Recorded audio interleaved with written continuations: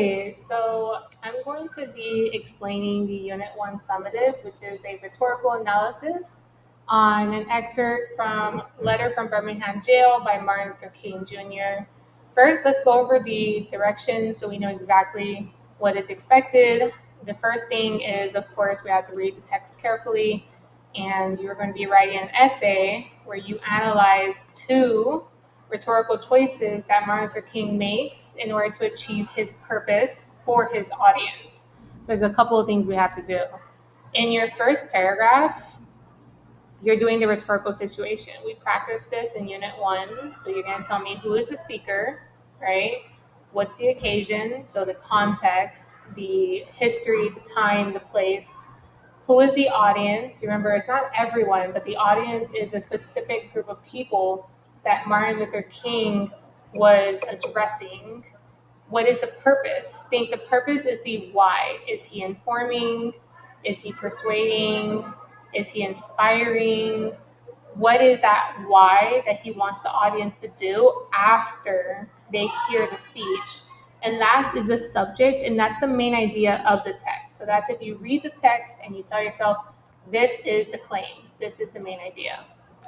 After that, you're going to analyze some rhetorical appeals. You're going to pick two of them, and you're going to focus on ethos, pathos, and logos. So just a reminder that ethos is all about trust, credibility. It's the author making himself seem as if he holds the same values as you. He is someone you can trust. He is somebody who wants to do what's right. That's ethos. Pathos is emotional appeal. It's when he's trying to make the audience feel a certain way. He wants the audience to feel sad or passionate or angry. So these are words and phrases that make the audience feel, right? And then logos is a logical argument. So it can be cause and effect. It can be an if then. If this happens, then this is going to happen. It can be an analogy where he's comparing two things. Logos is not about motion, but it's more about this makes sense because I'm creating a logical argument. So again, you have two paragraphs. You're going to pick two appeals. You're going to have one paragraph focus on one appeal, and then the second paragraph will focus on the second appeal, right? The most important thing is to have a strong quote that proves. So for ethos, look for quotes where he's talking about his beliefs, where he's talking about his experience, where he's talking about his values. That's ethos. For pathos, look for quotes where he uses strong wording. Look for imagery or symbolism. That's pathos. Look for quotes where he's comparing two things. Look for quotes where he's making cause and effect. Look for quotes where it seems he's appealing to context. And when you find that quote, the next part is that you have to follow the quote, right? It's not good enough to just say, this quote shows pathos. That's a start. That's where you start, but that is not where you end. At this point, you have to talk first about the audience.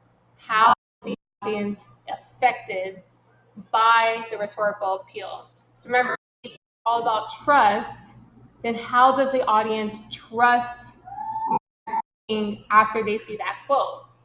And pathos is all about emotion. So how does the audience feel after reading that part of the speech?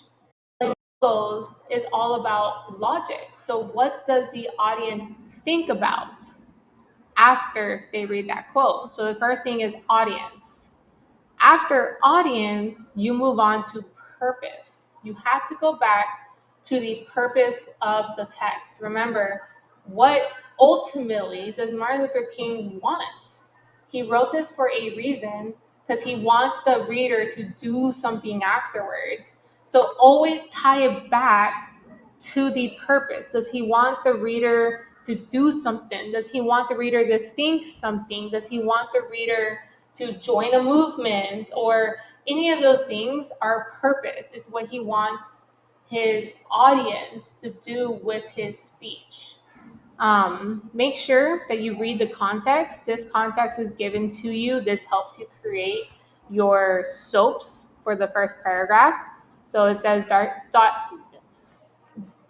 Martin Luther King Jr. wrote, letter from Birmingham Jail on April 16th, 1963, while incarcerated in Birmingham, Alabama. So he was in jail for protesting segregation. This letter was a response to a public statement issued by 8 white Alabama clergymen. Clergymen are men of religion, they're religious men who criticized King's actions as unwise and untimely. So already this context gives you huge hints about the subject. It gives you huge hints about the audience. It gives you huge hints about the occasion. So use that context. From there, the text starts with my dear fellow clergymen, because remember, this is a letter. So from here all the way down, all of this is free game for your summative to find quotes, right? And you only need 2 quotes for ethos, one for ethos, one for pathos, slash logos. I mean, you don't have to do all 3 appeals. Please only do 2 appeals, but you need 1 quote per appeal. And once you're done, you don't need a conclusion. All you got to do is have your soap's introduction and 2 body paragraphs. Okay, so in the end, it's really 3 well-developed paragraphs. I think that's all for the summative. And again, the whole point of this is just to show that you can recognize when the author is appealing to the audience, and you can recognize how the author uses the appeal to get the audience to do something.